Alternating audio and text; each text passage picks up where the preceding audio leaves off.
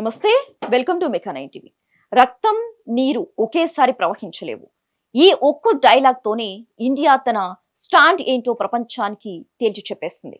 దాయాది దేశం పాకిస్తాన్ ను దెబ్బతీయాలంటే fighter జెట్లు, మిసైళ్లతో border దాటి వెళ్లాల్సిన అవసరం లేదు.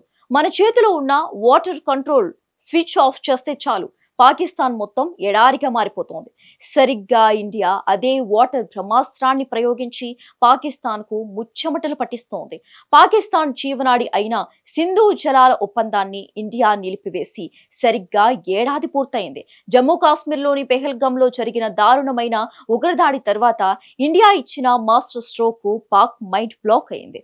ఒకప్పుడు మనం చూపించిన ఊధరతను ఆసరాగా చేసుకుని మన దేశం మీదకే ఉగ్రవాదులను ఉసిగొలుపుతున్న పాకిస్తాన్ కు ఇప్పుడు అక్షరాల ఊపిరాడటం లేదు. పరిస్థితి ఎంత తీవ్రంగా ఉందంటే పాక్ నేతలు నేరుగా ఐక్యరాజ్య సమితి మెట్లెక్కి ఏడుపును మొదలు పెట్టారు. ఏడాది కాలంగా ఒప్పందం ఆగిపోవటం వల్ల పాకిస్తాన్ నిజంగా ఎంత నష్టపోయింది. డేటా షేరింగ్ లేకపోవటం వల్ల ఏ క్షణంలోనైనా పాక్ ను వరదలు ముంచెత్తుతాయా? వ్యవసాయం కుప్పకూలిపోయి ఆ దేశం బిచ్చమెత్తుకునే పరిస్థితి వస్తోందా?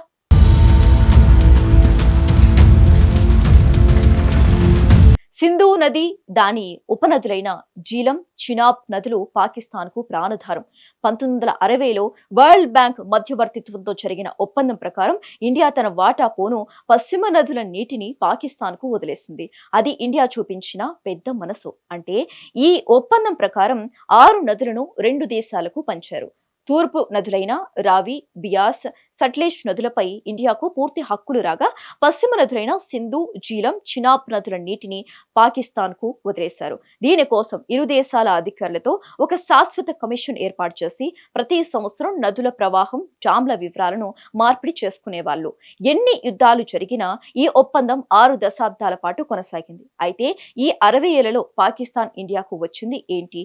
కార్గిల్ యుద్ధం, ముంబై దాడులు, పుల్వామా, పెహల్గాం ఉగ్రదాడులు, మంచి నీళ్లు ఇస్తే నెత్తురు పారిస్తున్న పాక్ నయవంచనకు విసిగిపోయిన ఇండియా ఇక లాభం లేదని ఈ మీటింగ్స్, డేటా షేరింగ్, తనిఖీలను కంప్లీట్ గా నిలిపివేసింది. దీంతో పాక్ కు కోలుకోలేని షాక్ తగిలింది.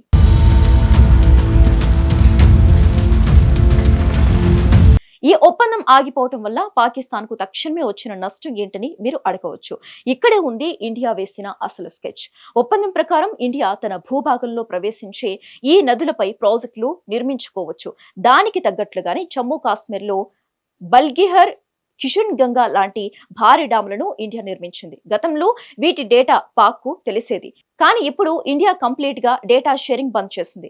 అంటే ఇండియా తన డామ్లలో నీటిని ఎప్పుడు నిల్వ చేస్తోందో, ఎప్పుడు వదులుతుందో పాకిస్తాన్ కు అస్సలు తెలియదు.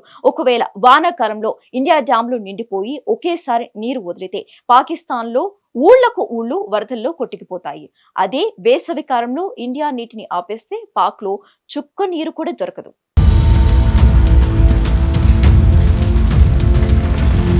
పాకిస్తాన్ వ్యవసాయం, తాగునీటి అవసరాలు, జల విద్యుత్ ఉత్పత్తి ప్రధానంగా పశ్చిమ నదులైన సింధు, జీలం, చినాబ్లపైనే ఆధారపడి ఉన్నాయి.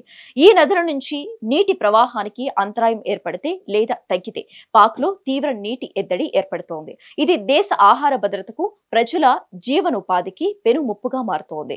పాకిస్తాన్ ఆర్థిక వ్యవస్థలో వ్యవసాయ రంగం అత్యంత కీలకం. నదీ జలాల లభ్యత తగ్గితే పంటలు ఎండిపోయి ఆహార ఉత్పత్తి దెబ్బతింటుంది.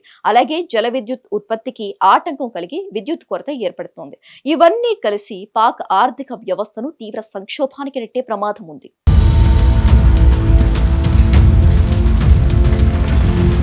చేతులు కాలేక ఆకులు పట్టుకున్నట్లు భయంతో వణికిపోతున్న పాకిస్తాన్ ఇప్పుడు ఐక్యరాజ్య సమితి సెక్యూరిటీ కౌన్సిల్ కు వెళ్లి ఏడుపులు మొదలుపెట్టింది.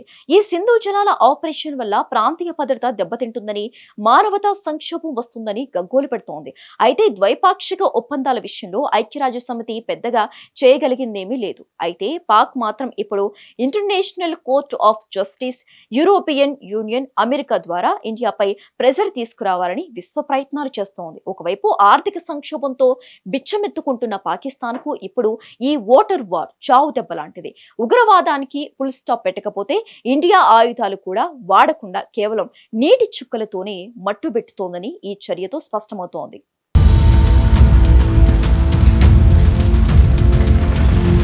సింధు జలాల ఒప్పందాన్ని ఇండియా నిలిపివేసిన ఏడాది తర్వాత పాకిస్తాన్కు పట్టిన గతి. తుపాకులతో కన్నెర్ర చేసిన పాక్కు నీటి చుక్కలతో ఇండియా గుణపాఠం చెబుతోంది. మరి ఉగ్రవాదాన్ని పెంచి పోషిస్తున్న పాకిస్తాన్ ఇప్పుడైనా దిగొచ్చి కాలబేరానికి వస్తుందా? ఐక్యరాజ్యసమితి పాక్కు అండగా నిలుస్తోందా, లేక ఇండియాదే ఫైనల్ డెసిషన్ అవుతోందా అన్నది వేచి చూడాలి.